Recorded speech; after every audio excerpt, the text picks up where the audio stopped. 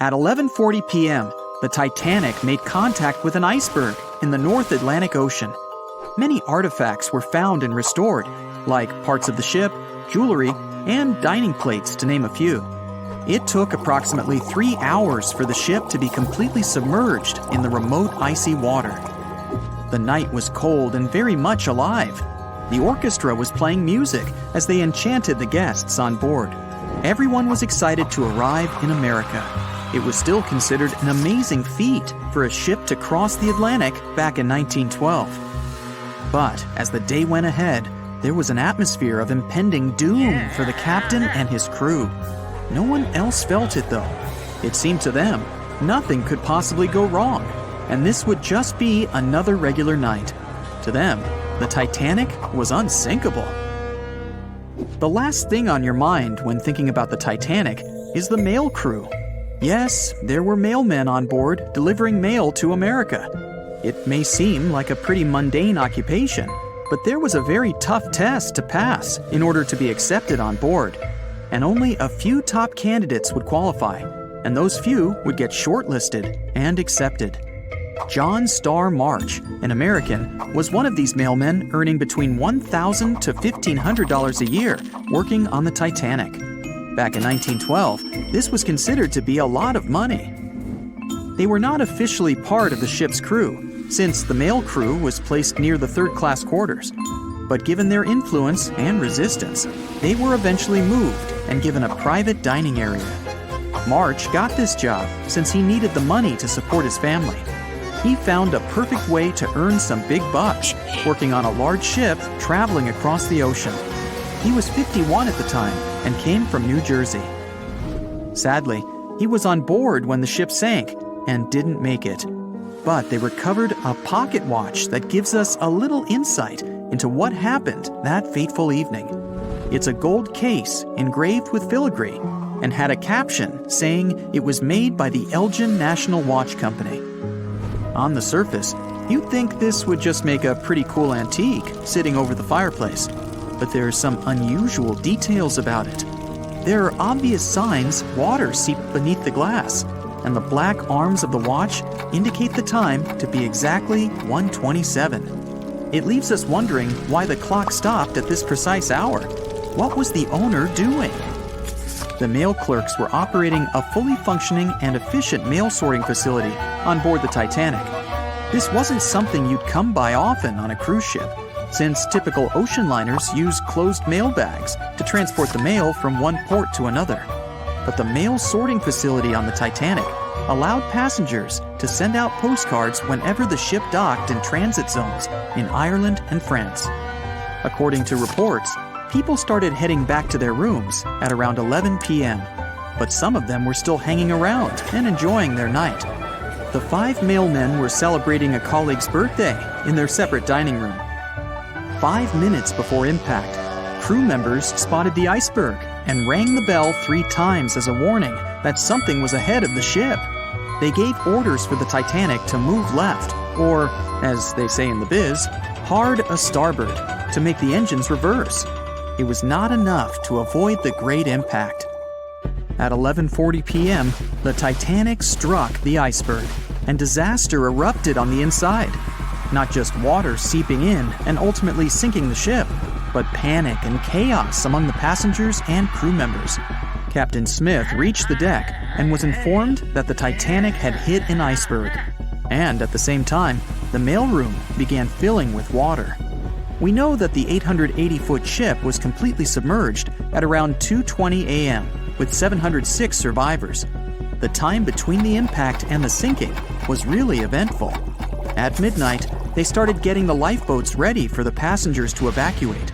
Orders were given for women and children to board the safety boats with some crewmen to guide and operate them.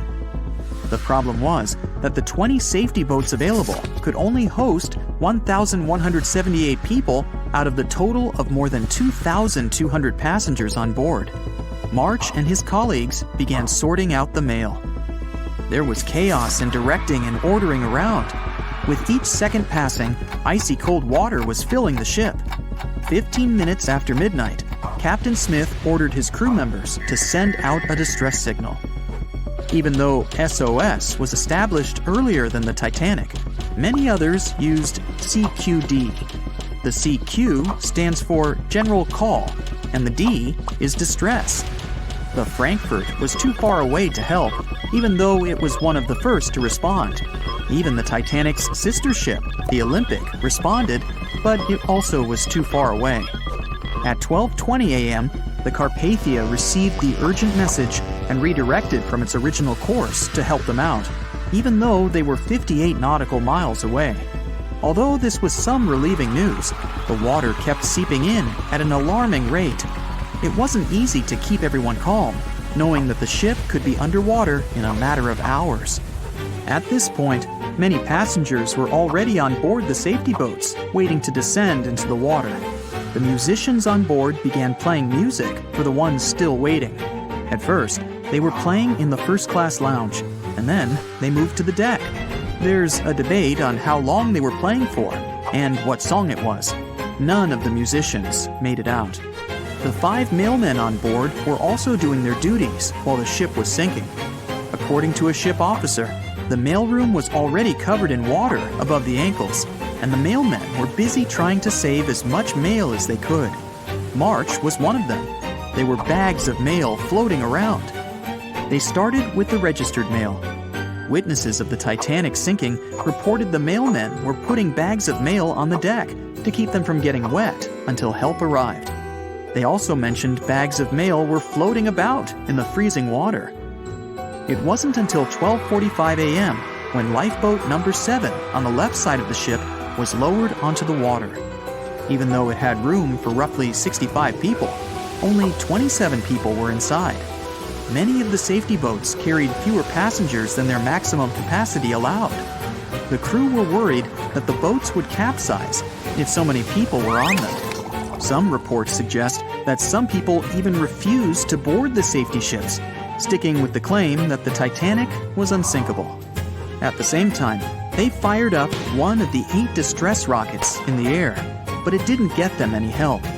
At 12:55 a.m., the second and third safety boats were descended to the waters with 2 male passengers jumping on board. 5 minutes later, another safety boat was lowered with around 39 people. At this point, water entered the base of the grand staircase. In the next 20 minutes, more safety boats were lowered, most of them underloaded. Still no help. The Carpathia was still on the way. Panic was growing, and tensions were rising. There was a lot of anger for people being left behind. At around 1:30 a.m., things were getting out of control. The organized boarding of passengers to the safety boats stopped. March's watch stopped 3 minutes earlier, which could mean he was part of the scuffle between crew members and passengers. It took 3 hours for the Carpathia to arrive. March wasn't among the survivors. His watch proved to be one of the essential findings lost in the wreckage of the Titanic. It was eventually returned to March's 2 daughters, and now it's in one of the collections of the National Postal Museum. March was a man who did what he had to do in the worst circumstances. Time was a precious commodity for the people on board the ship, and this watch proved valuable to learn more about the tragic yet inspiring stories of the Titanic. The unsinkable Titanic didn't go down peacefully, which made finding its final resting place all the more difficult. The world-famous RMS Titanic sank in 1912, but was only discovered in 1985 on a secret mission. Although people back in the early 1900s had the approximate location of where the Titanic was, they didn't have the right technology to find it. As it went under, the ship sent several CQD signals, standing for Come Quickly, Distress, to a nearby ship named Carpathia. Come at once, we have struck a berg. It's a CQD, old man, were some of the final words transmitted from the Marconi wireless on the ship. These Morse code messages were also what made the first research missions to the wreck possible. RMS Carpathia found the lifeboats filled with Titanic survivors, but the world also desperately wanted to see what became of the famous liner. Fast forward to 1953. That's when the first serious attempt to find the Titanic wreck happened. A man named Risdon Beasley tried using a loud eruptive device to locate the ship. It sounds weird, but there's science to back it up. When dynamite goes off, the waves from the detonation hit the bottom of the ocean floor. With the help of sonars, scientists would be able to locate if there was anything solid at the bottom of the ocean. But Beasley had no luck. Another 20 years would pass before oceanographer Robert Ballard would make his attempt to locate the Titanic. Ballard had a bit more luck than Beasley. Over the previous years, underwater technology had gotten more funding and so worked much better. He tried it the first time in 1977. Ballard partnered with the Woods Hole Oceanographic Institution on a mission to map the ocean floor. While the institute hired him to test out their new mapping technology, Ballard's intention was to go a little further and find the Titanic wreck. In the middle of this new technological ship, there was a hole that allowed for a long pipe to be extended into the water just above the ocean floor. Attached to the end of this pipe, Ballard installed a pod with sonars and cameras. They thought they were in for something big, and so they took the ship to sea to run some tests. That's when, on a trial run, adversity struck. The drill pipe broke, sending all of their expensive material to the bottom of the ocean floor, just like the Titanic. When Ballard failed, another important character came into this story, a man named Jack Grimm, an eccentric oil tycoon. Grimm had become famous for trying to find things such as Noah's Ark, the Loch Ness Monster, and Bigfoot. He also tried to prove the hollow Earth theory, that says that the interior of Earth is entirely hollow and hosts underground cities and nations. His search consisted of trying to find a large hole on the North Pole, and thus venturing inside the hollow Earth. After his attempts failed, he set his eyes on the jewel liner that had sunk, the RMS Titanic. Grimm had the money, but he didn't have the know-how. So, as a billionaire, he made a big donation to Columbia University and asked in return to use some of their equipment. He hired a team of highly qualified scientists to help operate the machinery. Here's where it gets a little strange. Jack Grimm was a believer in folklore and non-conventional ways of doing things.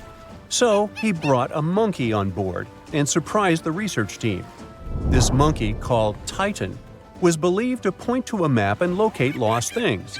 In this case, the Titanic. The scientists went crazy when the monkey appeared and told Grimm it was either them or the monkey. This expedition left Florida without Titan. Yes, there would be no monkey business.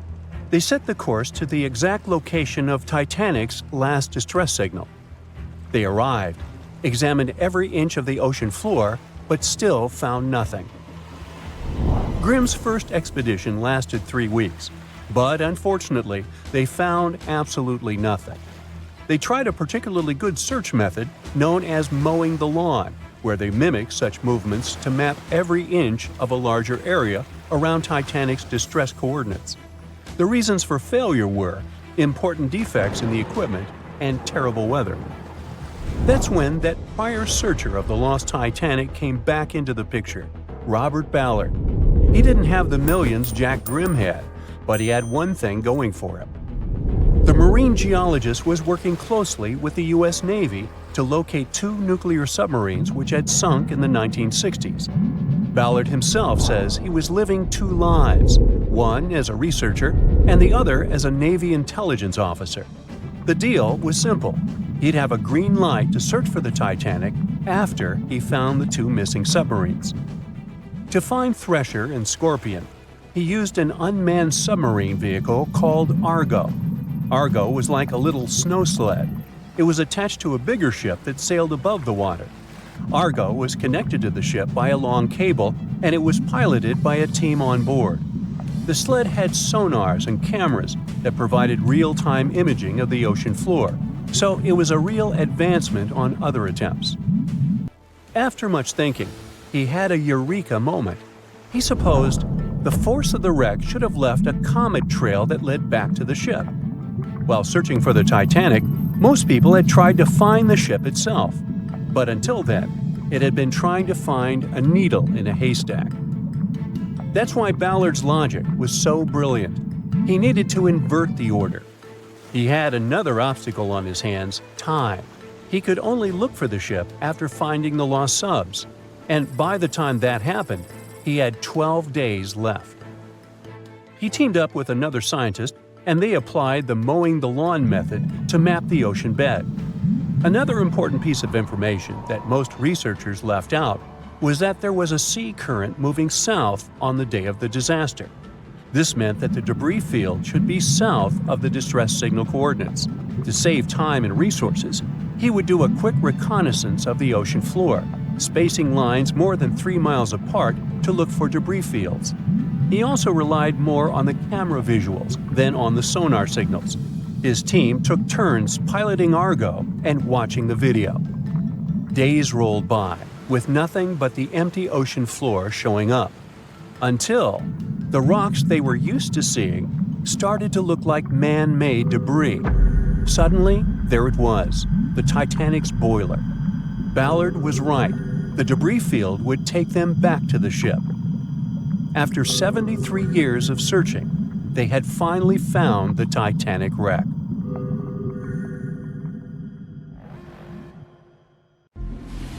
Have you ever wondered how much of the Titanic is left these days? Now, if you haven't been living under a rock, you probably know that it's been over 100 years since the world's most famous ship turned into a wreck. The RMS Titanic, the world's largest sea liner from the beginning of the 1900s, sank during its maiden voyage, just a few days after leaving port. The ship struck an iceberg on April 14, 1912, taking down over 1,500 passengers of more than 2,200 who were on board the liner at that time.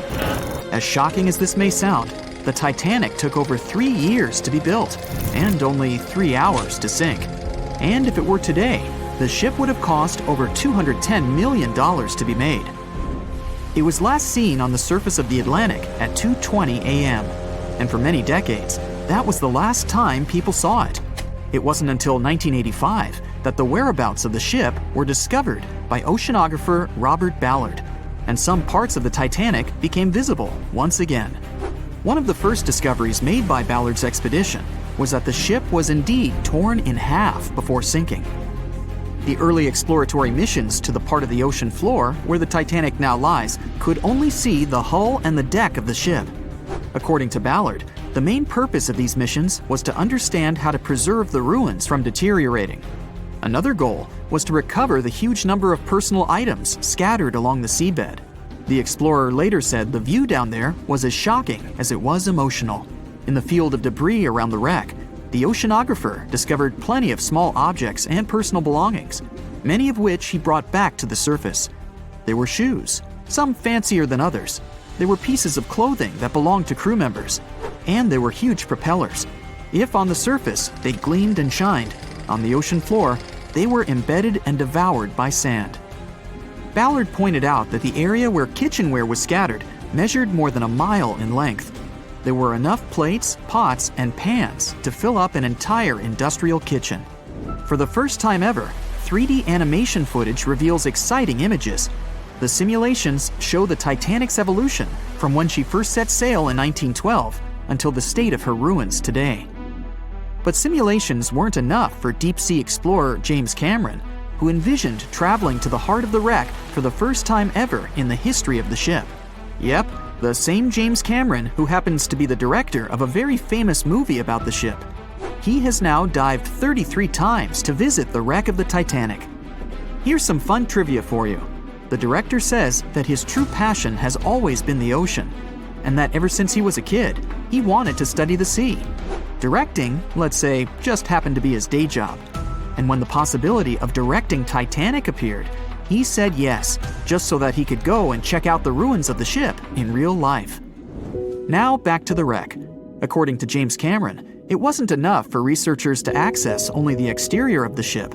They needed to go inside, analyze and photograph what was left of the pompous interiors of the world's once biggest sea liner. Cameron piloted an innovative robot vehicle equipped with cameras. It helped the man to reveal spaces in the Titanic that no one had ever seen before since the ship touched the bottom.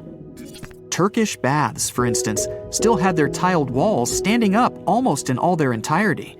These baths were exclusively for first-class passengers. They were located right next to the swimming bath and the third-class dining room, and were designed in the Moorish style. People resting there could get heating blankets and ask waiters to bring them anything they needed. If the pictures from before the disaster were astonishing, they carry a different kind of wow factor now, when everything you see in them is hidden underneath the surface of the water. Another shocking discovery was the ship's mast. If we look at the Titanic in its pre-sinking glory, the mast calls much of one's attention. Located on the bow of the huge ship, the mast held together the transmission cables for the Marconi system, a system of wireless telegraphy. That's also where the British merchant flag the Titanic flew was located. The mast stood at the height of a bit more than 100 feet and was equipped with a crow's nest. Nowadays, the mast is unrecognizable. Attacked by corrosion, it collapsed. The crow's nest broke apart too. Now we can see why the modern-day Titanic is a real treasure for deep-sea explorers. But as the wreck of the ship lies at an approximate depth of 12,500 feet, sunlight is non-existent there. So, piloted missions depend on high-end technological equipment to survey the area. Why do you think the Titanic went missing from the public eye for over 70 years? Well, because at that time, technology wasn't advanced enough for people to go down there, as well as bring back good footage of the wreck. Filmmakers were the ones who drove this technology to its advance by trying to film underwater. They began by building boxes to put their cameras inside. And now, deep-sea photography is highly advanced and allows us to marvel at the awesomeness of underwater life. Of course, taking pictures under the sea is no easy feat. For one thing, to withstand that crazy underwater pressure, submarines need to be really strong and have thick walls, no thinner than 11 inches. Plus, explorers need to understand how to film and photograph when there's almost no light around. There was another thing that made documenting the Titanic even more difficult.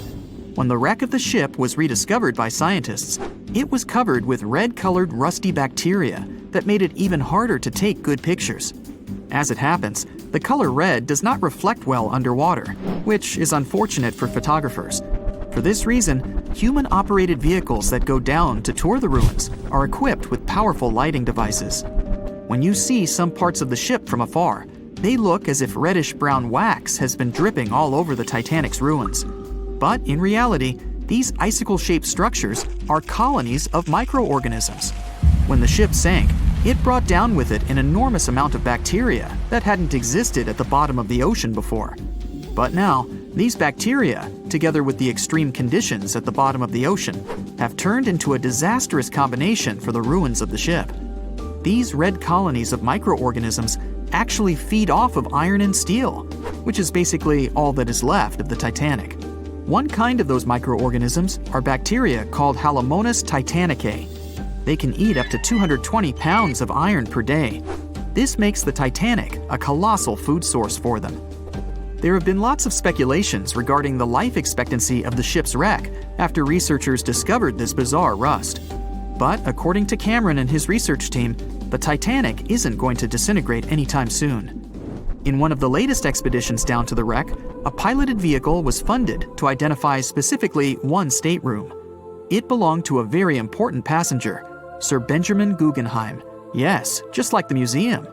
Guggenheim was the son of a mining magnate and a member of the elite group that boarded the transatlantic journey of the Titanic. Born in Philadelphia, Guggenheim was traveling back home to the US. But, as we all know, he never made it to his final destination. For the price that ranged from 400 to 800 pounds back in 1912, the equivalent of 84,000 pounds nowadays, one could book accommodation that was called a stateroom. Staterooms on the Titanic were the most luxurious kind of first-class rooms. They were located on the B or C decks and were decorated in more than 11 different styles, ranging from Jacobean, Georgian, Italian Renaissance, and the list goes on. These rooms were filled with carved paneling and marquetry made from exotic and rare kinds of wood, such as mahogany, oak, and so on. Guggenheim occupied one of these luxurious rooms, and 100 years later, one of his descendants funded an entire mission just to locate the precise stateroom the man stayed in. This expedition turned into a documentary for National Geographic, and They did manage to identify which stateroom was Guggenheim's, so kudos for them. On April 10, 1912, the RMS Titanic set sail from England.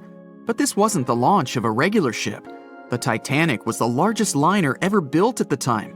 It was 882 feet long. That's nearly the size of 3 soccer fields. And measured from the hull to the top of the smokestacks, the ship was an impressive 175 feet tall.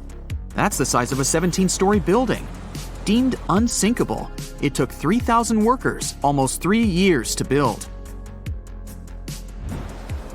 But a mere 4 days into its very first voyage, at 11:40 p.m., the ship collided with an iceberg and was lost beneath the waves of the Atlantic Ocean.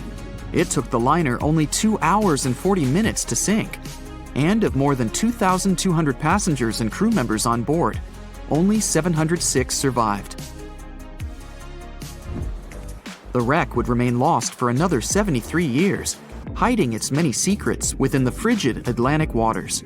And if it wasn't for a man whose whole life had been devoted to exploring the sea, the giant ship might have remained lost for a lot longer. That man was Robert Ballard. As a child, Ballard was obsessed with the ocean. This fascination started when he was just 12 years old. That's when he watched a film adaptation of Jules Verne's science fiction novel, 20,000 Leagues Under the Sea. It had everything to spark a young person's imagination, from adventure and strange creatures to a powerful underwater vehicle called the Nautilus. It could travel anywhere in the world you wanted to go. From that moment, life on dry land was no longer in Ballard's future. When he was 23, he was assigned to the Deep Submergence Group. There, he helped develop techniques to search the ocean floor. His biggest accomplishment was the creation of Alvin.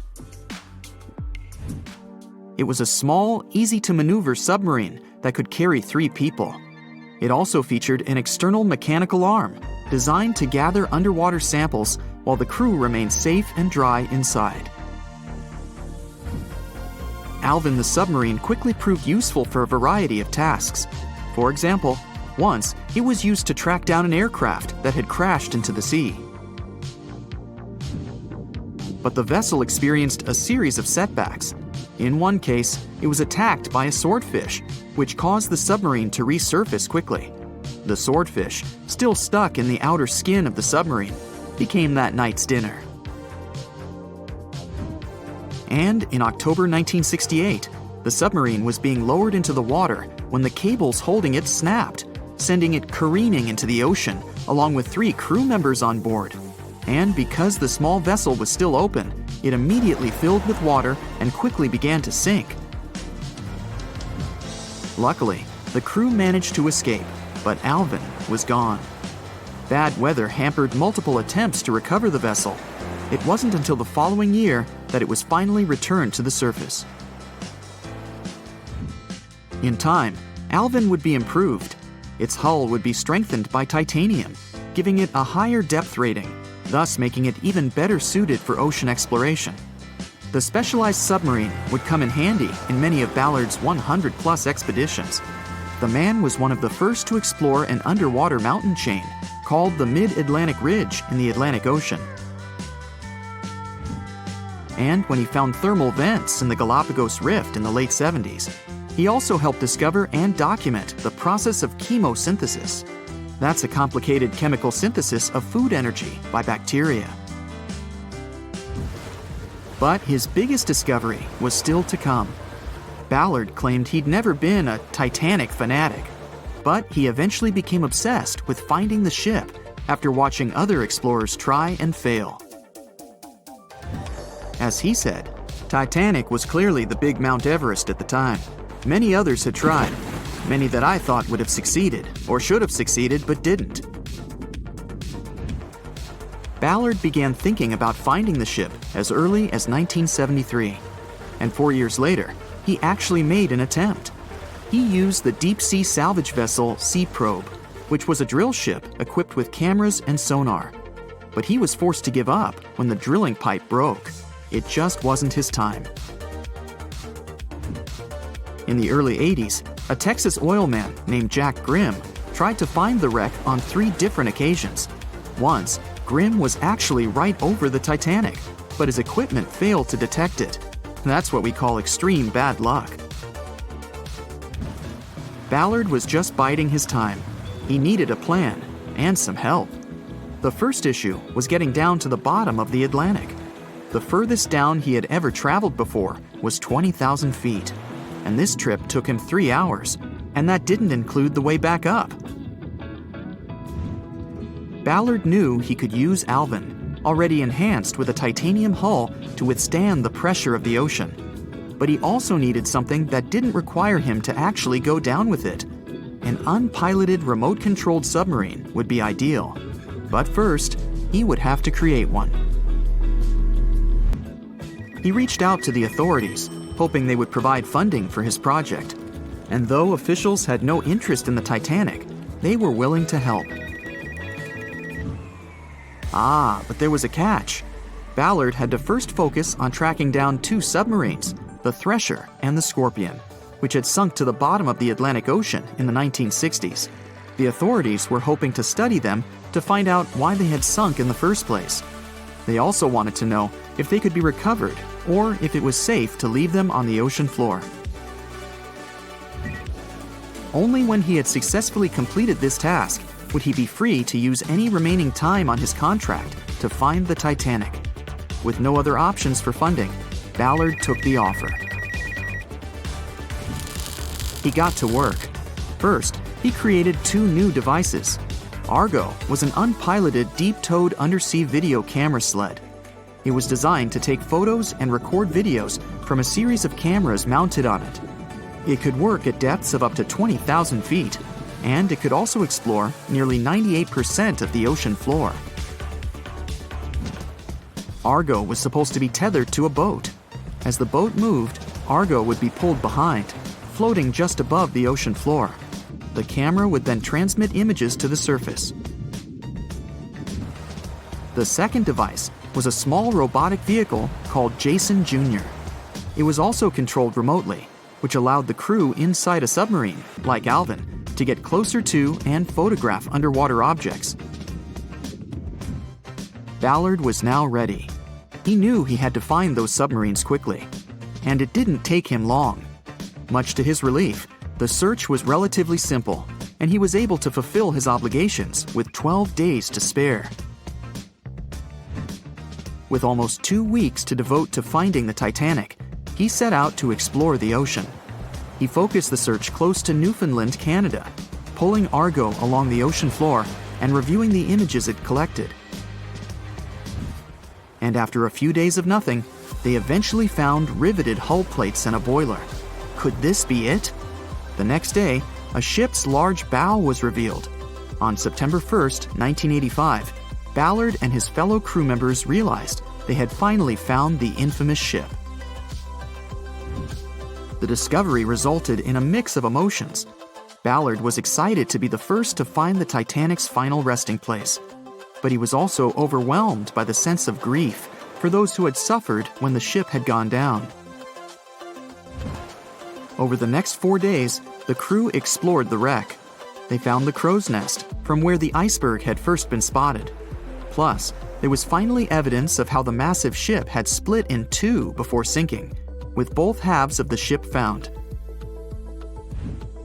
There was furniture and dinnerware, and sadly, several leather shoes of those who hadn't made it to safety were scattered about the ocean floor. Ballard succeeded where others had failed and became an instant celebrity around the world. You'd think that locating the Titanic would be enough for one man, but not for Ballard. In 2019, he took on the challenge of solving another mystery, the disappearance of Amelia Earhart. Earhart had attempted to be the first woman to fly around the world. Unfortunately, she disappeared somewhere over the Pacific Ocean in 1937. She and her plane were never found. Ballard hoped that his luck with the Titanic would help with finding where Earhart had gone down, but his expedition failed to find anything. And though Robert Ballard has found more shipwrecks than anybody else, it's only the tip of the iceberg. It's estimated that there are over 3 million shipwrecks in the ocean, and Ballard has only located 100 of them. Now, in his late 70s, the man is hoping to encourage young people to continue his work of exploring the ocean and its many mysteries. In 1989, he started the Jason Learning Project to inspire grade school students to pursue science, technology, engineering, and math. He has his own research vessel called the EV Nautilus, after the name of the submarine in Jules Verne's novel, a fitting tribute to the story that inspired his career. April 14, 1912. The Titanic crashed into a huge iceberg and sank. Yep, we've covered that. But what if this time we use the ice to bring the ship to the surface? This requires several thousand feet of wire mesh and a lot of liquid nitrogen. Our goal is to put the Titanic in a huge block of ice that will raise the ship to the surface. Now, to do this, you need to wrap the wreck in a wire mesh and cover it with liquid nitrogen. The first problem you face is the inability to wrap the ship completely. You need to somehow lift the ship a little to put the mesh under it. Let's say that by some miracle you manage to do so. Next, you need to transport hundreds of large tanks of liquid nitrogen. You're underwater, opening the tanks, and it's so cold that the icy water of the Atlantic Ocean looks like it's boiling. The nitrogen just sizzles, dissipates, and certainly doesn't create a block of ice around the mesh. Alright, new attempt. Raise the Titanic with the help of huge magnets. For this, you need a large cruiser and some powerful magnets. You attach thick cables to the magnets and lower them to the bottom. Bright projectors illuminate the black ocean depths. Parts of the wreck are visible. The magnets descend lower and cling to the iron hull of the ship. The cruiser pulls the cables and magnets up. Some of them detach from the Titanic as the iron surface is covered with reefs and corals. Some parts of the wreck break away from the ship and rise. The power of the cruiser is not enough. One of the cables is torn. Not only the weight of the individual parts of the Titanic, but also the colossal water pressure interferes with the operation. The sunken ship can't be raised completely, only its small parts. In reality, there has already been an attempt to raise the Titanic in parts. The $5 million operation failed. Nylon slings were attached to a large part of the wreck. The other ends of the slings were connected to the diesel engines. For the entire operation, they used a mini submarine. A piece of the Titanic weighing 21 tons was pulled up, but one of the slings broke because of the strong water pressure. Then, one by one, the other cables began to snap, and a huge piece fell back to the seafloor. By this time, all the participants of the rescue operation had run out of food supplies, and it was far from the nearest shore, so they decided not to make a second attempt. A book was written and a movie was made about how the Titanic was lifted with compressed air. In reality, no one even attempted this operation. To do this, you'd need several hundred large cylinders of compressed air. At first, you install them inside the Titanic's hull and wait for them to pull the ship to the surface. As soon as you lower the cylinders under the water, they immediately float upwards. This greatly complicates the operation. You need to fasten the cylinders with cables and pull them down to the bottom using a powerful submarine, or better yet, several of them. Because of the high pressure, the cylinders might burst. In this case, the blast wave would hit other cylinders and provoke a catastrophe. Too expensive and unsafe. The most expensive and complex plan to raise the Titanic is probably the one where scientists somehow extract hydrogen and oxygen from the ocean water. Then, these extracted elements must fill special containers. Those containers are attached to the ship, and the Titanic would rise to the surface.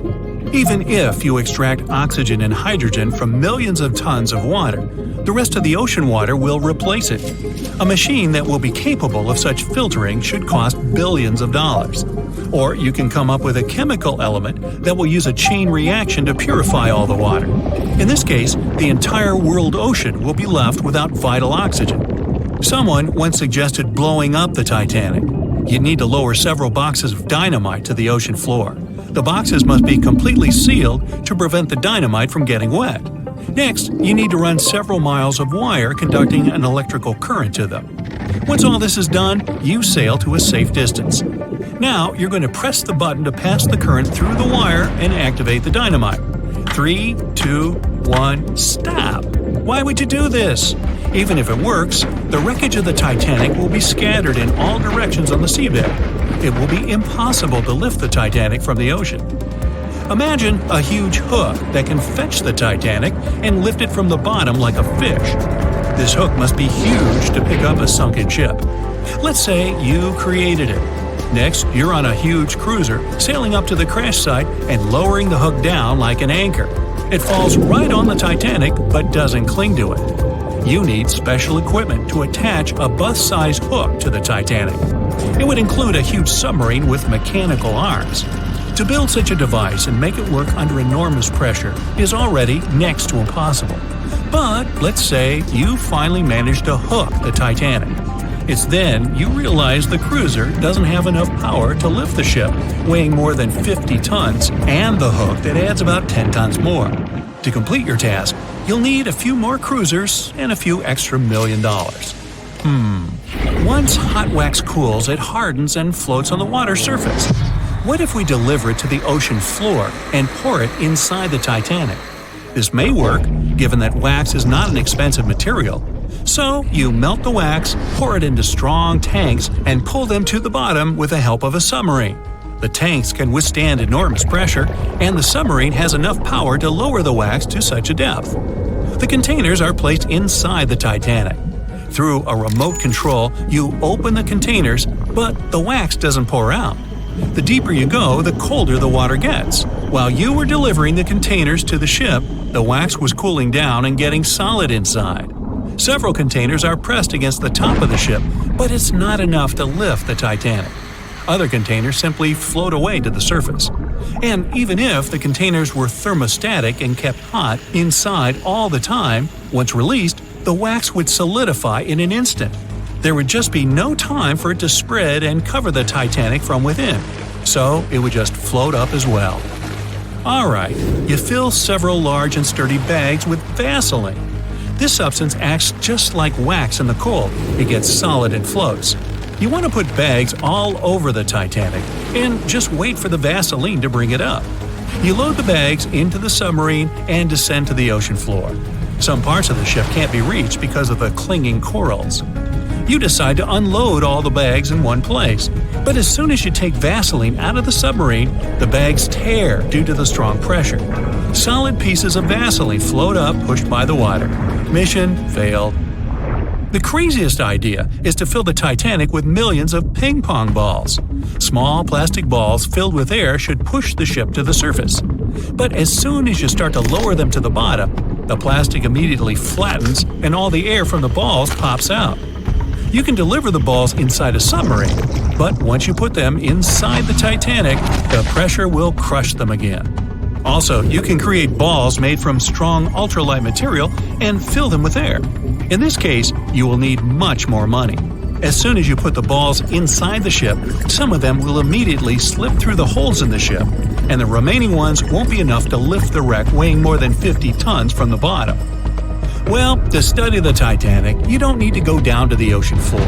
On the internet, you can find a detailed 3D map that shows the wreck site, as well as the ship itself on the seabed. To get a realistic picture of the Titanic, researchers used sonar technologies and underwater robots, which took more than 10,000 pictures of the sunken ship. So, what do you think? Leave it alone? Yeah, me too. Titanic sank on April 14, 1912, and all of the passengers' belongings and ship's paraphernalia went down into the deep, dark waters with it. These objects patiently waited to be discovered until 1985. Titanic sank fast, and there seemed to be almost nothing left from the ship. Yet divers in small submarines managed to retrieve plenty of artifacts from the wreckage. If you wonder what those surprising items look like, hey, join me. A number of museums have collections of Titanic items rescued by divers or donated by survivors and their relatives. And some of those items are even sold at auction. So if you're ready to spend a pretty penny on an exclusive artifact, hey, why not?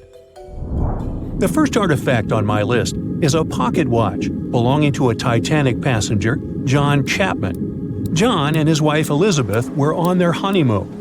When the ship hit the iceberg, Elizabeth was offered a seat on a lifeboat, next to her friend Emily Richards.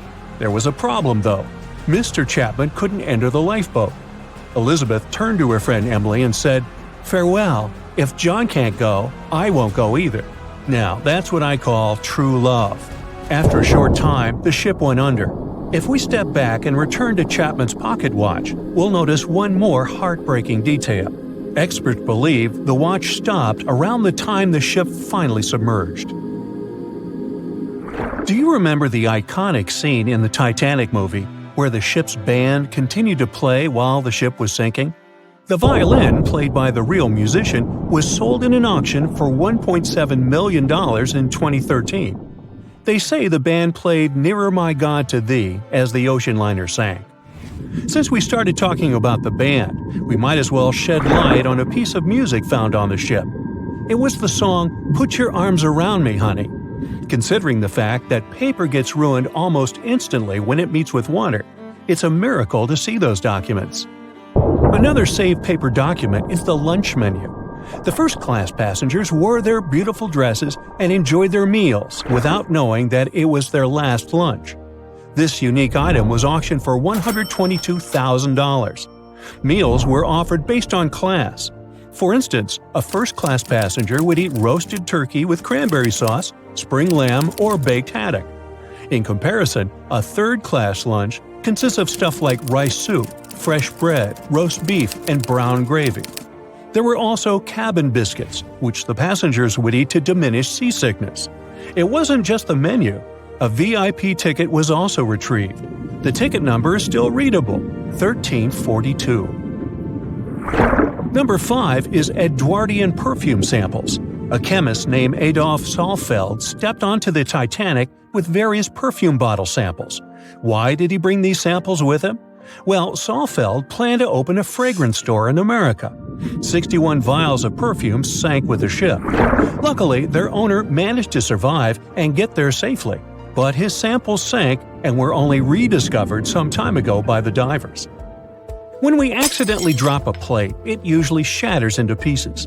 Now, there's a question. Do you think an unbroken plate can be recovered from Titanic? The answer is yes. Original White Star tableware is proof. Apparently, each class of passengers didn't just get different meals, but was also served with different types of plates. The retrieved plates have a green and brown floral motif. The edges have a gold rim, and there's a logo in the center. By the way, they're sold at auction, and you can find them online. Let's carry on with touching personal stories. The love story of Rose and Jack that we see in the movie is fictional, but the ship surely witnessed many romantic tales. Here's a love letter to prove this. The messages tell us a story about how life was on the ship during the last few days. It was written by Kate Buss on April 10th. She mentioned how seasick she felt and other things, such as she was supposed to go to dinner in a half an hour. This letter wasn't the only letter divers took to the surface. For example, there's the letter Esther Hart wrote to her little daughter Ava. It was sold at auction for £119,000. This letter is probably the last letter written on board, since it was completed only 8 hours before the tragedy. The letter is not that damaged because it was in the pocket of Esther's husband's coat. Another letter we can mention is Dr. John Simpson's letter. Those words were the last words that he wrote to his mother. Let me introduce you to Edith Rosenbaum. She was on the ship with her lucky toy pig. Edith had been severely injured in an accident before she sailed on the big ship. The toy was a present from her mother as moral support for her recuperation process. It was actually a music box in the shape of a pig. Edith used it to calm frightened young people in the same lifeboat. The next item on the list is the scout whistle of Lillian Winifred Bentham. She was a second-class passenger. On that terrible night, Lillian was in her stateroom. She didn't believe that the Titanic could sink. After all, it was the unsinkable ship. Her friend came to her and convinced her to hop into a lifeboat. Only then did she realize how serious the situation was. Moments later, she saw the ship break into 2 parts. As the lifeboat floated into the night, Lillian saw a crewman who was also rescued. Without a second thought, she wrapped the man with her fur coat. It was freezing, so she probably saved the man's life by doing that. The young man wanted to thank her for her kindness, so he gave Lillian a scout whistle. It was the whistle he used throughout the night to call for help. This pair of white gloves is one of the rarest artifacts recovered from Titanic. These cotton gloves belong to a gentleman. The owner's identity is unknown. Fabric can't last underwater for decades, but these gloves look fine, and you can still see the fine detailing and elegance. An alarm bell has also been found. Yes, that's the famous bell, the one that rang to warn people about the iceberg. Frederick Fleet and Reginald Lee were on lookout duty the night of the accident. Both of them survived. Fleet was the one who saw the iceberg before the ship struck it. What's ironic is that Fleet and Lee didn't have access to binoculars. They were stored in a locker in the crow's nest, but the key to the locker was in the pocket of a crew member who was reassigned to another ship at the last minute and didn't leave the key. They could have seen the iceberg sooner if they had had pairs of binoculars. If they had had it, the Titanic could have gotten out of the way. Divers discovered not just belongings of passengers or the crew, but also pieces belonging to the ship itself. Our next artifact is the Grand Staircase. Some parts of this iconic structure are recovered from the wreck. Turns out that this staircase became a meeting spot among first-class passengers. If they wanted to visit the Turkish baths for a spa day or eat dinner, they met at the staircase and went together. This staircase was a sign of how luxurious some parts of Titanic were. Another miraculously saved object that belongs to the ship is its plan. It was one of the most expensive artifacts sold at auction. The plan is around 30 feet wide. What else? The logometer was also discovered. It's a device used to check the sailing speed of the ship and the distance it covers. The experts say that from the start at noon on April 14th, the device logged 268 nautical miles. And there's more. A giant chunk of hull, known as the Big Piece, was also found. This fellow weighs 15 tons. The larger portholes were for the cabins, and the smaller ones were for the restrooms. This piece was found in 1994, but it was in 1998 when it was successfully taken out.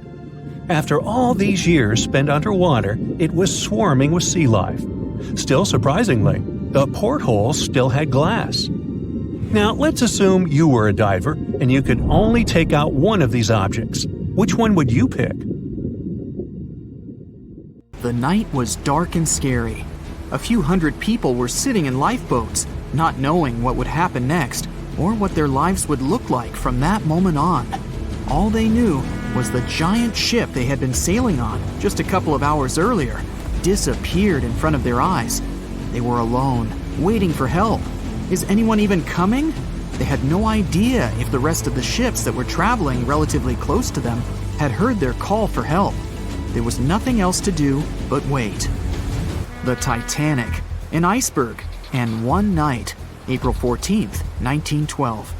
It's one of the most famous stories from modern history that everyone talks about, even now, more than 100 years later.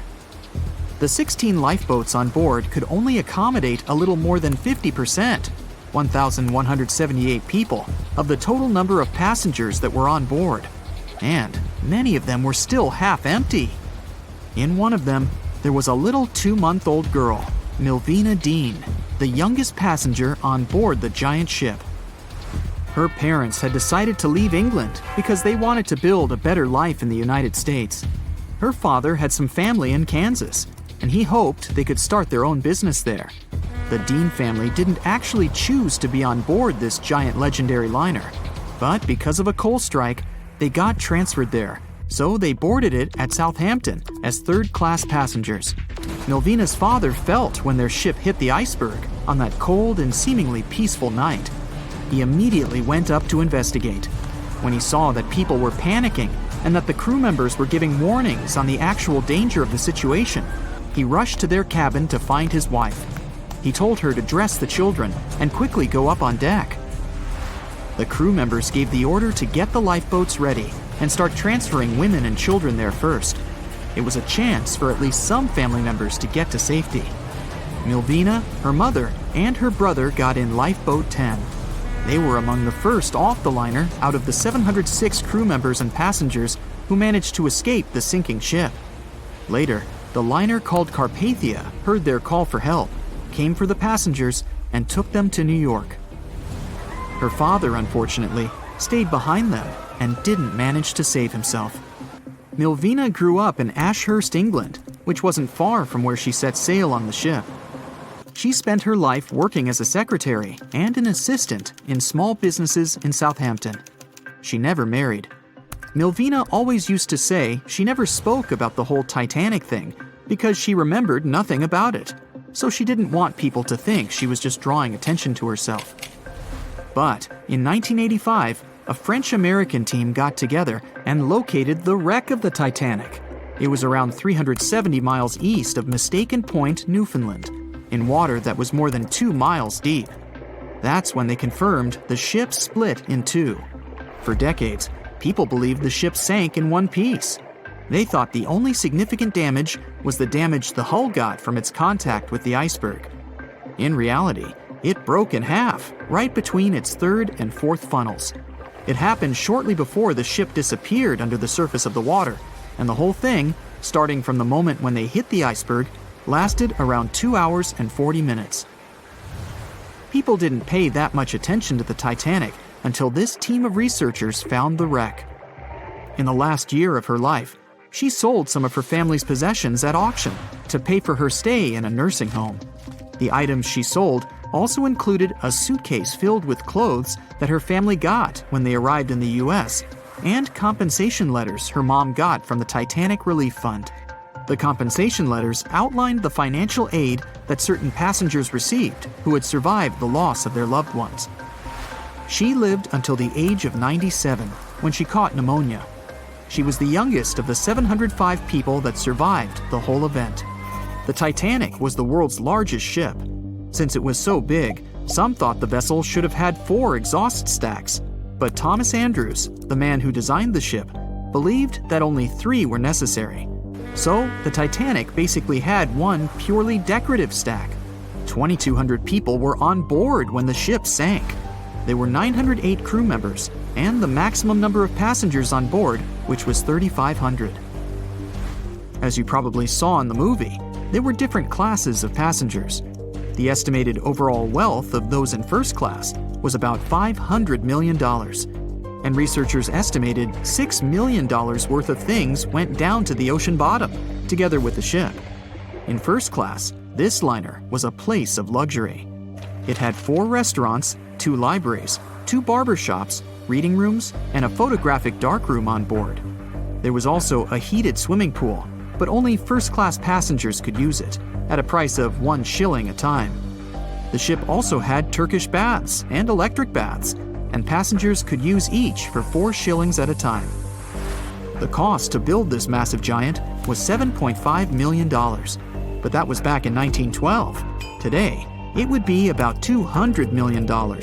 First-class tickets cost $2,560 at the time, which is today's equivalent of $61,000. What would you get in these expensive cabins? A sitting room, 2 bedrooms, 2 wardrobe rooms, and a bathroom. Would you pay that much for those luxuries?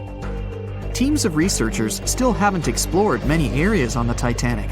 It's still very, very hard to access them with underwater vehicles. There was a lifeboat drill scheduled for the same day the Titanic sank, but it was called off for some reason. The crew had done just 1 lifeboat drill, and that was when the ship was still docked. But even if the crew members had been properly trained and each lifeboat had been filled, the capacity was still not enough to save each and every passenger. The Titanic was the biggest movable object in the world at that time. On May 31st, 1911, its immense hull made its way down the slipways and ended up in the River Lagan in Belfast. Over 100,000 people were there to see the launch, which took just a little more than a minute and went off without a hitch. The people who were in charge of the ship immediately towed the hull to a mammoth fitting-out dock.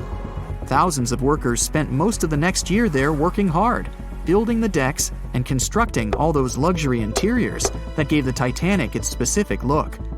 They were also installing the 29 giant boilers that would power the ship's 2 main steam engines. all that to get the title unsinkable. The ship had more than just one fatal flaw. You may have heard of one of its design flaws. The airtight bulkheads weren't completely sealed on top. This allowed water to flow from one compartment to another, which eventually sank the liner.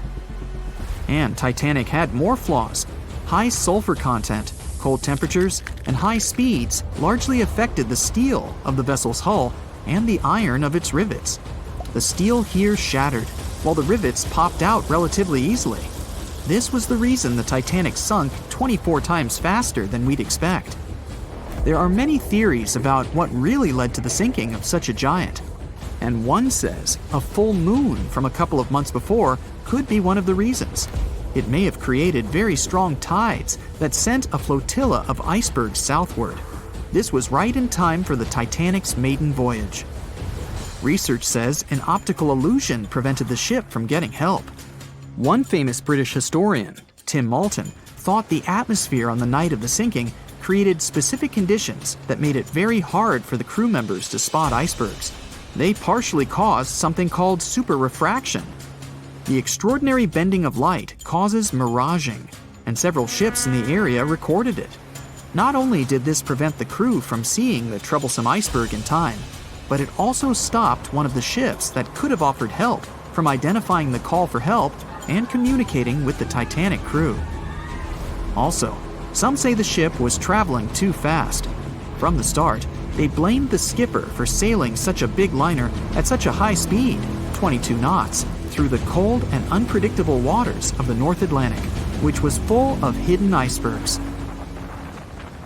Meet Arthur John Priest.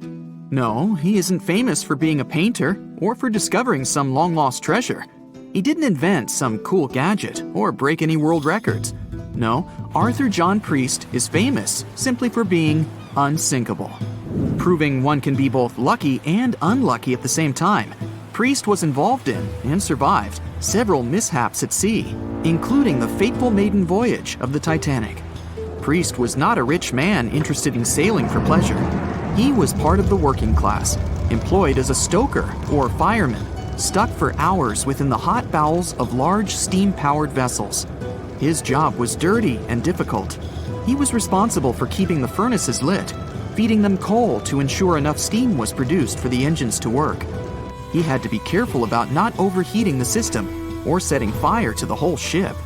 The furnaces had to be carefully watched and constantly fed. He breathed it all in a while, working and fighting with the sweat and the dirt. He would often work shirtless because of the heat and was always covered in black coal dust. And when he finally had a break, his shared living quarters were nearby in the same part of the ship. He must have been good at his job, though, because he had no trouble finding work. But wherever he went, bad luck seemed to follow. The first incident was a mild one. As a young man, Priest worked on the RMS Asturias. The passenger liner first set sail in 1907, traveling between Southampton in the UK to Buenos Aires in Argentina. At some point during its maiden voyage, the ship suffered a small collision. The damage was bad enough that the ship returned for repairs. Thankfully, there were no reports of any serious injuries. Priest, unfazed, simply went to work on another ship, but his bad luck lingered on the Asturias. In 1914, the Asturias became a hospital ship, helping care for sick men and women around Europe while bringing them home to England. But in March 1917, at just around midnight, the ship was struck by a foreign object. Its hull was breached and the engine room flooded. The captain ordered everyone to abandon the ship, sending crew, patients, and health staff scrambling for the lifeboats. The vessel was still moving, powering through the water because the main controls, located within the flooded engine room, could not be turned off. The captain refused to leave the ship while people were still trying to escape. He was able to aim the Asturias towards Bolt Head, where it finally hit land and couldn't sink. The remaining lifeboats were lowered and the final survivors made it to safety. When they studied the damage on the ship later, the Asturias was declared a total write-off. It might be hard to pin this particular disaster on Priest. After all, he wasn't even on the ship at the time. But it seemed that many of the ships on which he served were destined for trouble. His bad luck followed him to his next job on the RMS Olympic, a massive ocean liner. The Olympic was big. In fact, it had been designed and built as part of the fleet that included the Titanic. But with size came sacrifice. The Olympic was great at moving in one direction, but very difficult to handle when it needed to turn. It was September 1911. The Olympic was trying to alter its course. The Hawk, a smaller ship sailing nearby, didn't give the larger vessel enough room to maneuver, and the two slammed into each other. Because the Hawk was engineered to deal with potential confrontations when out at sea, its reinforced bow tore through the Olympic. Two large gashes appeared on the ocean liner's side. The propeller shaft was badly twisted, and worse, the ship began to take on water. Somehow, the Olympic made it to shore without sinking, and nobody was seriously hurt. Priest had no idea that this was just a small taste of what his future held for him. He next found employment on a brand new ship, a better ship, an unsinkable marvel that was said to be the biggest vessel to have ever been built. Yes, he was going to work on the Titanic. And what a job! It took 29 boilers, requiring 850 tons of coal a day to produce enough steam to power the Titanic. Priest was just one of 150 stokers toiling away in the ship's underbelly, keeping those fires burning day and night. He made around $30 a month. But on April 14, 1912, he would find himself flung from a world of extreme heat to one of blistering cold. At approximately 11:35 p.m., the crew spotted an iceberg. The Titanic tried to avoid it, but the alarm had been sounded too late. 5 minutes later, the two collided. The iceberg tore through the hull, and the once watertight compartments inside were badly ruptured. As the cold Atlantic water flooded in, the ship began to sink. Distress signals were sent, but the closest ship, the Carpathia, was over 3 hours away. In the dark of night and stuck in the middle of nowhere, the crew and passengers panicked. Those who could scrambled for the lifeboats. Others jumped into the icy waters. In total, only 706 survived that terrible night. Priest, at the time of the collision, was down in the ship's lower quarters. He was on break, relaxing from a hard day of work. And as the ship went down, so did his chances of survival. He and his fellow workers were in the most dangerous position on the ship. They had to make their way through a maze of corridors and gangways, some of which were flooded, in a mad dash to the deck. And then they faced the frigid water, jumping in and desperately swimming to safety. The ocean was so cold that Priest even suffered frostbite before finding his way onto a lifeboat. He was one of only 44 stokers to survive that night. After an experience like that, most of us would never set foot on a boat again. But Priest had to work. His next job also ended in disaster. He was offered employment on the HMS Alcantara. It went down in 1916, and Priest was again one of the few to make it to safety. He was badly wounded in the process. But he kept pressing his luck, and his next job as a stoker may have felt eerily familiar. He would be working on a ship built by the same people behind both the Olympic and the Titanic. And this ship, named the Britannic, was the biggest of the three. It was also believed to be a superior vessel, fitted with new safety features after the Titanic sank. For example, it had 48 open lifeboats, 46 of which were the largest ever used on a ship before. 2 of these were even motorized and equipped with special communication devices. The good news? The Britannic survived its first trip without incident. It was already doing better than the Titanic ever did. However, on November 21st, 1916, the Britannic was shaken by a loud explosion while traveling through the key channel in the Aegean Sea. The hull was damaged, and some of the compartments began to fill with water. But, unlike the Titanic, the Britannic had been designed for just such an emergency. It had been fitted with 5 watertight bulkheads. Intact, these would help keep the ship safe and floating for a much longer period of time. But there was one issue. Portholes along the lower decks had foolishly been left open. As the ship tilted, the portholes let in water, which flooded the Britannic and hastened its descent into the sea. This effectively made those watertight bulkheads useless.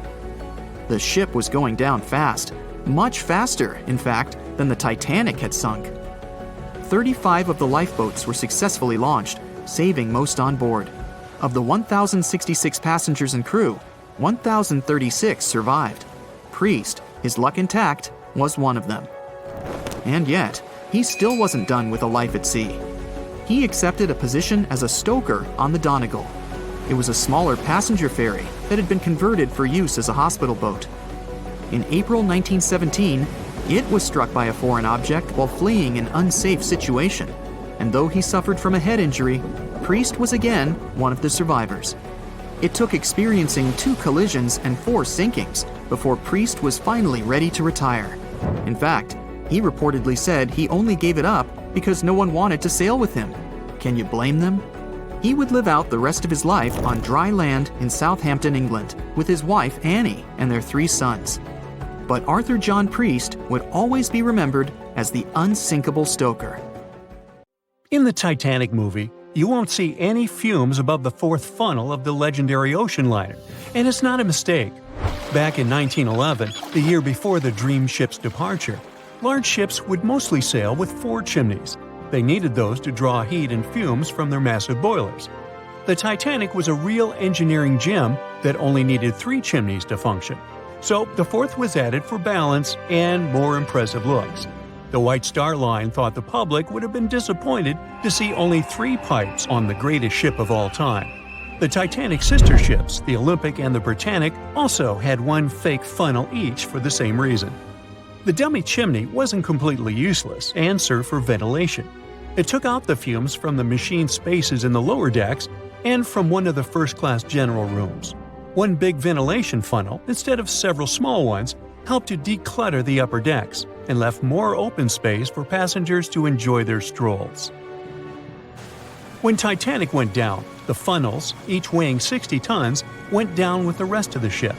They were made extra tall to make sure the passengers weren't covered in the soot being ejected. Their height and weight let them stay in the upright position. The forward funnel, followed by the others, fell only when the ship went for the final dive. Those chimneys were much lighter than the bow, so they spread among other debris. The light material they were made of flattened once it hit the bottom, and the iron-eating bacteria living deep down took care of it later. The bow of Titanic remained intact when it hit the seabed, but the stern was completely mangled. When the famous ocean liner hit that iceberg, things got really messy. It took the future movie star a whole 2 hours and 40 minutes to submerge completely. The collision let water flood 6 out of 16 watertight compartments. As the water gushed into the starboard side, the ship started to tilt down in the front and a bit to the right. By midnight, the damaged compartments were spilling water into others, and it was chaos because these compartments were only watertight horizontally. Soon enough, water started flooding through the anchor chain holes, and by 2 a.m., the bow was sinking, and the stern's propellers were lifted out of the water. The ship kept flooding until the moment the bow went underwater, and the stern shot up almost 45 degrees. The weight of those massive propellers stressed the ship's midsection. The steel just couldn't handle it and failed. Survivors described that moment as some loud noise, like breaking china or falling gear. That was the Titanic's upper structure giving in. By 12 past 2 a.m., the bow and stern were only connected by the inner bottom structure. Minutes later, the bow, weighing almost 16,000 tons, broke loose from the stern. The stern rose sharply to an almost vertical position and started sinking slowly. By 2:20, it disappeared underwater. The bow was cruising down at about 13 miles per hour and had hit the ocean floor almost a half an hour before the stern. The 2 parts of the Titanic now lie 2,000 feet apart, pointing in different directions. The bow remained mostly intact, just covered in mud. The stern turned into a tangled wreck because of the implosions it went through during the descent. The air trapped within the structure just couldn't handle the increasing pressure of the water deep down. Signal rockets played a big part in the Titanic's tragedy. When a ship goes down, you're supposed to shoot up red flares to signal trouble. But someone decided to stock Titanic with white lights instead of the usual red ones. So when the ship smacked into that iceberg, the crew fired off white flares. The SS Californian was passing nearby, and his captain knew the Titanic was in a dangerous iceberg zone. The crew didn't spot the sinking Titanic, but they sure saw those white rockets. The radio between the ships was useless because the Californian's operator switched it off. The captain had a gut feeling something was off, so he flashed a Morse code light signal at Titanic. But he received no reply because the Titanic had already gone underwater.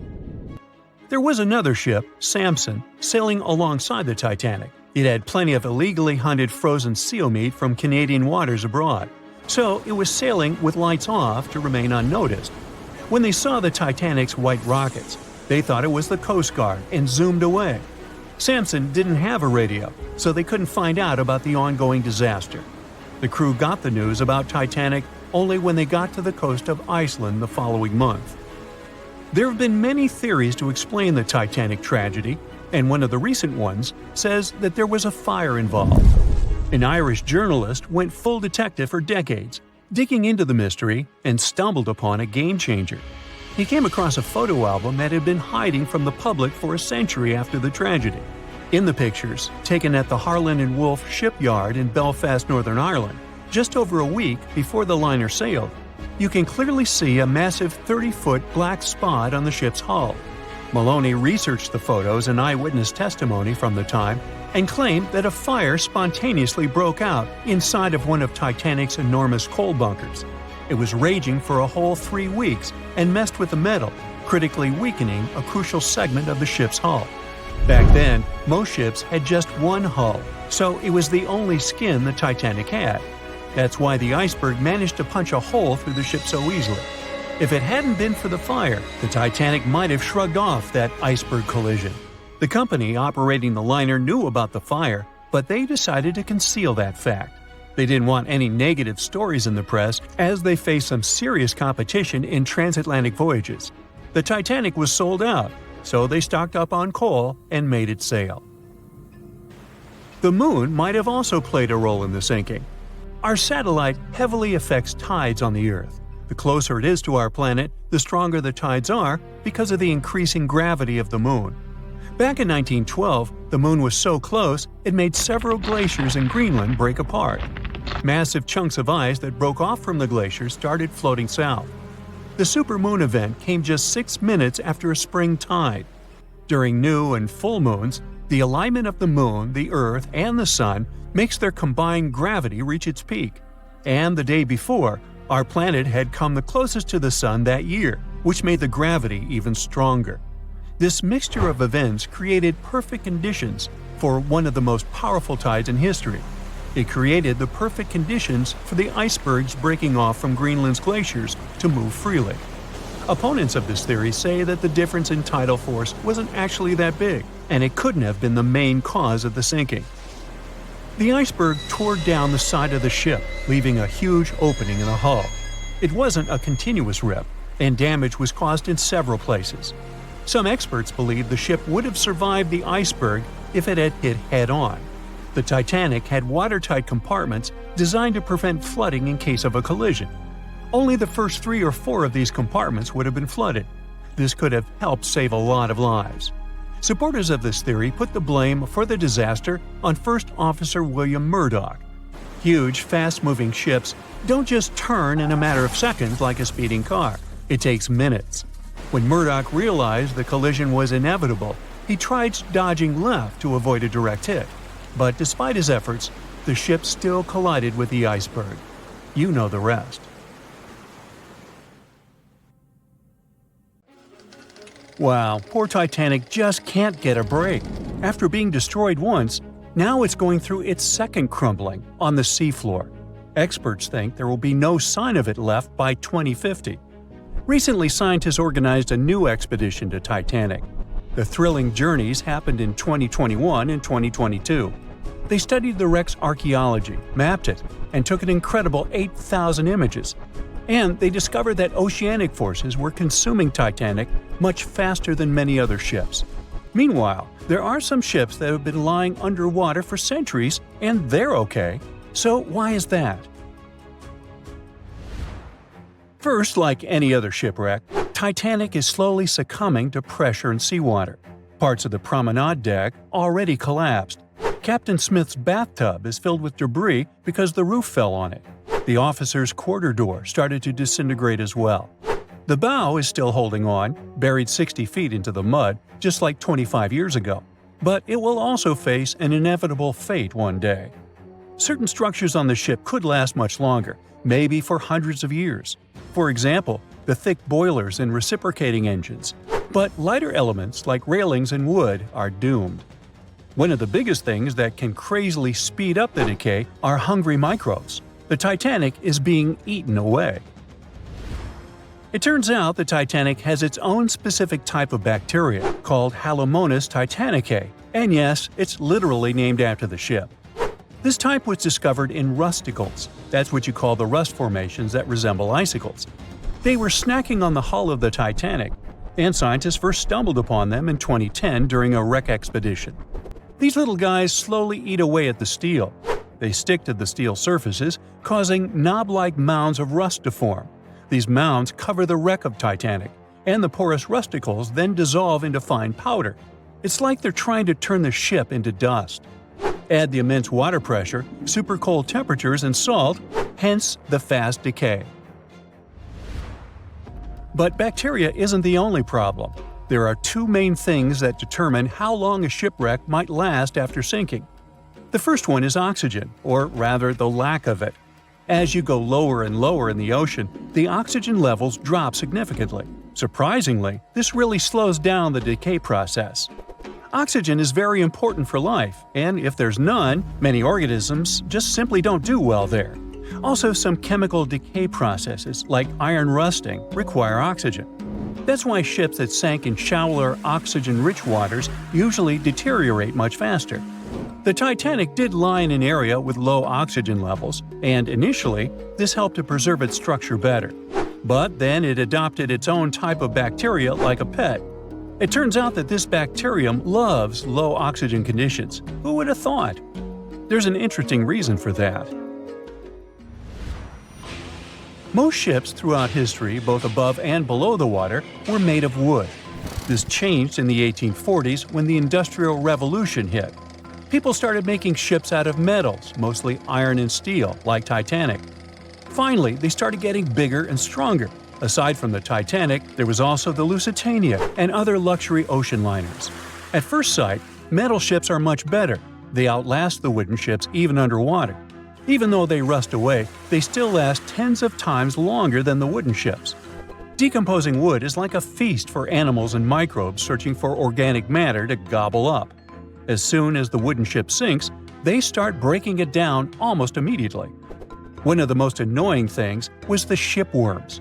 They were named that because they kept eating and burrowing holes in wooden ships. These worms can completely break the wreck down in just 2 years. Of course, this isn't a problem for metal ships, since steel and iron are super hard to digest. So they last a while if they sink in shallow and warm waters, not afraid of the oxygen. But interestingly, this also works the other way around. Metal ships feel bad in deep cold waters. A wooden ship, if sunken very deep, would be relatively fine because no critters munch on it. For example, there are at least 60 known ancient shipwrecks in the Black Sea. Some of them made back in ancient Greece, and they're completely fine. You can literally read the engravings in their planks.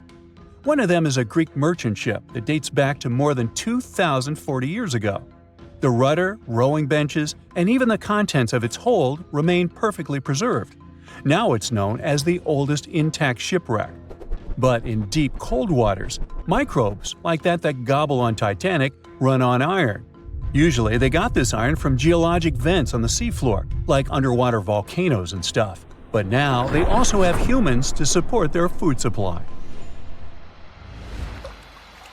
All this gives us the second crucial factor of decay: materials. Organic materials are the clear losers, especially when exposed to the open ocean. Not just because of the microbes, but also because they're much more delicate than those of ceramic, glass, stone, or metallic origin. For organic matter to survive, being buried is often the best bet.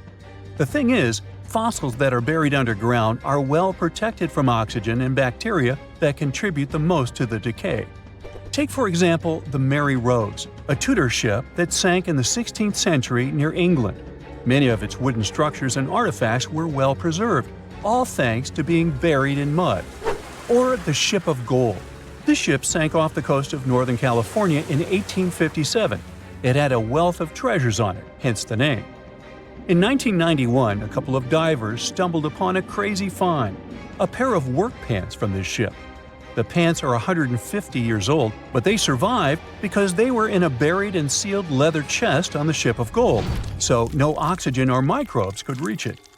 The owner of the pants, John Demmett, survived the wreck back in the day, but all his gear sank. The recovered pants fetched over $100,000 at auction in 2022. But even though the Titanic will completely decay, perhaps by 2050, it will have an interesting fate. As mentioned, these shipwrecks rest on some crazy depths, between 9,800 and 20,000 feet. There lies the Abyssal Plain, one of the flattest, most depressingly desolate places on Earth. It's an endless expanse of muddy seafloor. Occasionally, you can find some rocks and boulders here and there. They were once picked up by drifting glaciers. Glaciers calve into icebergs, like those that caused the catastrophe, and the icebergs drop these rocks on the seafloor as they melt. Places like this are scary to humans, but for tiny marine life, they're awesome. This vast, quiet area is home to burrowing worms and other tiny creatures, and one of their favorite places to thrive in are occasional shipwrecks. The Titanic will become their home, a so-called artificial reef. Even after the decay, its structure will provide a substrate for marine life, like a building framework. Such artificial reefs create little unexpected pockets of life in underwater deserts. Coral loves to grow on wrecks, and this creates some structure for little critters to hide and nestle in.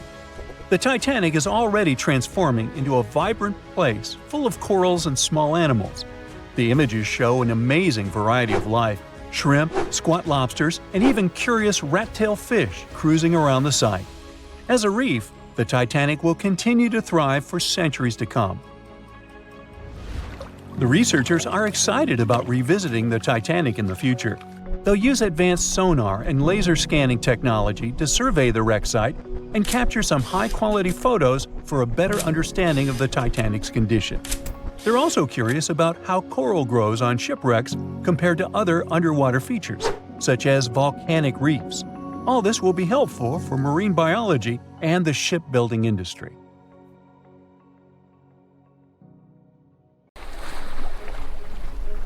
The lookout shouts, "Iceberg right ahead!" The Titanic strikes the ice. Water starts flooding in. Third-class passengers are locked up. There aren't enough lifeboats for everyone. Panic sets in. Violins are playing. The ship sinks. Well, we all know the story of the movie Titanic like the back of our hand by now. But what if I told you that Hollywood lied to us? To tell the real story of what happened that freezing night in 1912, we need to rewind a bit. The lookout shouts, "Iceberg right ahead!" Yep, that part was true. Just before 11:40 at night, Frederick Fleet noticed something darker than the sea directly ahead. As the ship got closer, he realized it was an iceberg. The engines were quickly reversed and the ship turned sharply. Instead of hitting it head-on, Titanic scraped along the side of the berg, sprinkling ice on the forward deck. If you remember, in the movie, Jack and Rose are having a romantic moment when they feel the ship shudder after hitting the iceberg. Everything shakes as if they were in the middle of a light earthquake. Some real-life passengers reported feeling something similar after the impact, but according to Titanic survivor Frank Prentice, it wasn't exactly like that. He said there was no impact as such, and it all felt more like slamming on your car brakes. The ship stopped, and that was that. Some people even slept right through the collision, confirming that there wasn't such an abrupt impact. Mr. Prentice, curious about what had happened, left his cabin and went out to the deck. When he got there, all he could see was a little ice on the surface, not the towering iceberg that Jack and Rose saw. But as we all know by now, the real damage happened below the waterline, where the iceberg had a jagged spur that slashed a 300-foot gash in Titanic's hull. Once the crew realized how severe the damage was, they immediately began sending distress calls to nearby ships, asking for help. At some point in the movie, the radio operator goes to the captain and says there is only one ship nearby, the RMS Carpathia, which later ends up rescuing many passengers. But in real life, there were more ships around. It's believed that the SS Californian was only about 23 miles away. This ship might have actually seen the Titanic sinking, or at the very least, seen its rockets exploding high in the sky. Yet, for reasons we will never fully understand, they didn't try to help. Let's get back to the story. Now, people need to get off the ship. At 12:45, lifeboat number 7 was the first to be lowered. Just like in the movie, women and children were told to go first. But in reality, some women were hesitant and even refused to get into the lifeboats. Mr. Prentice said this happened mainly for 2 reasons. First, these lifeboats were high and passengers were terrified of the 70-foot drop from the deck to the ocean below. And second, most women didn't believe the Titanic would actually sink. It was called unsinkable after all. So the idea of getting into a lifeboat seemed pointless at the time. This mindset probably explains why Eloise Smith, a first-class passenger, recalled that there was no panic or chaos at first. Other survivors backed this up, saying that no women or kids were crying. But one thing that was indeed concerning, at least for the crew, was the possibility that the lifeboats might buckle under too much weight. This is one of the theories why the first few lifeboats left carrying only a fraction of their full capacity. Like lifeboat number 7, which only carried 27 people in it, even though it could hold up to 65. In total, Titanic had 20 lifeboats, which could carry about half of the 2,200 people on board that night. But that didn't happen. And now we know the passengers had no idea there weren't enough for everyone. As women were calmly getting into the first lifeboats, musicians headed up to the deck. Their only goal was to play and keep the passengers calm. That's a pretty well-known fact. But the real story is that some survivors said they never saw or heard the band. No violinists whatsoever. It's not like Hollywood misled you though. The musicians did play for over 2 hours after the ship had hit the iceberg. So maybe these passengers were just too panicked to notice the songs, or the musicians started playing later than we think. Now it's time to talk about the terrible treatment that third-class passengers received. The movie portrayed the crew as cruel, locking the less fortunate below deck like animals, giving them no chance to reach the lifeboats and save their lives. But the official inquiry into the disaster suggested that wasn't true. I mean, yes, fewer third-class passengers survived compared to those in first and second class, but there were other factors at play. Many third-class passengers were reluctant to leave the ship, clinging to their belongings, and had a harder time making their way up from the cabins, which were at extreme ends of the ship. Some survivors confirmed that they were not locked up. In fact, it was quite the opposite. Mrs. George Wabi, a Lebanese woman traveling in third class, said that when chaos had erupted, some brave crew members and well-dressed first-class passengers had actually helped her get up to the first-class deck and eventually onto a lifeboat. At first, the Titanic was sinking slowly, bit by bit. Passengers reported seeing the water rising and hearing pops and cracks. Then, there was a loud boom. Some said there had been just one explosion, while others described it as a series of smaller explosions, which they'd thought had been the bulkheads giving way. And there's also a group of people who said they had only heard a rumbling sound. So not everyone agreed on the sound they had heard, but one thing is a fact. By 2:18 in the morning, the lights on Titanic went out, and the ship plunged into complete darkness. As the bow continued sinking, the stern rose out of the water, putting immense pressure on the middle of the ship. This caused the Titanic to break in two. In James Cameron's movie, this moment is pretty dramatic, with the ship sinking almost straight down into the water. But in reality, the break probably happened at a much lower angle, likely just below the waterline.